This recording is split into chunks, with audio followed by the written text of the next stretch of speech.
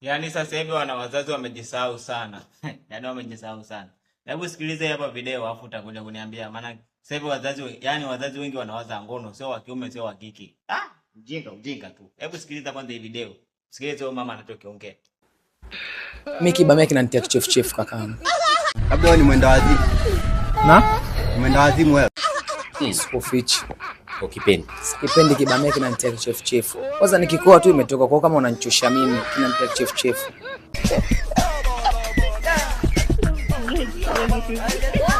Yaani sasa hivi hii ndio kazi. Yaani hii ndio kazi. Yaani mwanamke ajue majukumu yake, sijui alee watoto, sijui anawaza vibamia. Mimi napenda show. Kafiri mkubwa.